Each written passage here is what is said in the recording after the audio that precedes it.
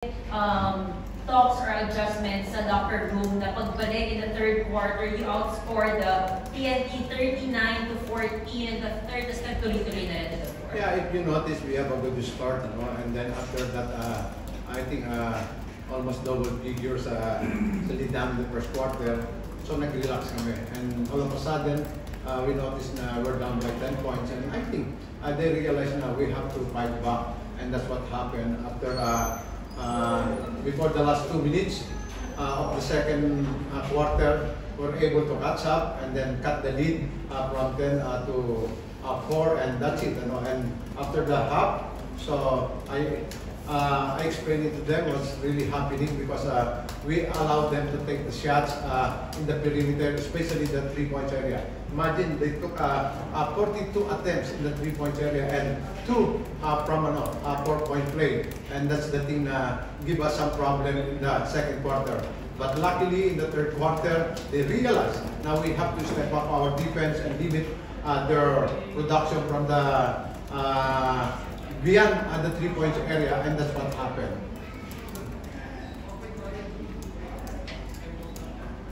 And now we're ready to entertain questions from the judges. Congratulations. Kumusta yung break nyo, especially yung tatlong players may nagbabakbakan sa FIFA? Yeah, we're so thankful for that break, and now we're able to set up a good chemistry with the team. And if you notice dito, and after nung third quarter, so second team na yung nag-sustain nung lead namin, and then inalagaan nila, umabot ng 30. So, and that's the reason why we practice really well dito sa break namin, and then some of the players get some confidence, and they realize na during before the break na most of the time our bench player scored a lot better than the starter namin. And then the 3 players, I know na the 3 players, Junmar, CJ, and Jericho, they are in shape, and then they are focused on their game before sa Gilas, but come to the team and especially in the last 2 days. So especially CJ, I saw him taking a lot of shots in the practice, and I think that's what happened tonight. He took a lot of shots from the perimeter, and then you can see naman the difference. Talagang pumapasok. CJ, kamusta ka? Especially busy ka ng FIFA break, and then ano ka kasi na-teammate mo din si Jericho?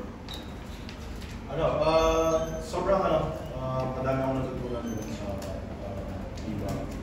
And yun, I'm so proud of Jericho. Siyempre, kahit nakalaban namin siya, dami akong pinakansama sa bench. Pero yun, sobrang happy ako for him na he got the achievements din sa Guam. And siyempre, kami pa rin yung nanalo. So, mas masaya kami.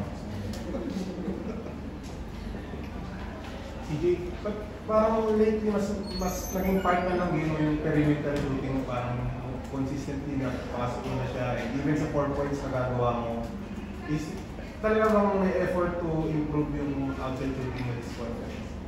I think siguro habang tumatagal, yun din yung pinapractice ko kasi they know na I'm always gonna grab. So, I think it's not that consistent, pero I'm still doing my best to be consistent outside shots, sa outside shots niya. And yun, syempre, yung kumpiyansa nandun hindi naman ako pinipigilan ng Pilipinas. Actually, sa percentage-wise, parang mas maganda pa sa 4 points eh. Parang feeling ko siguro ako sa very maganda nila. Pero yun, kumpiyansa lang ako na may shoot ko yun, and yun, pinapractice ko din talaga sa practice. Okay.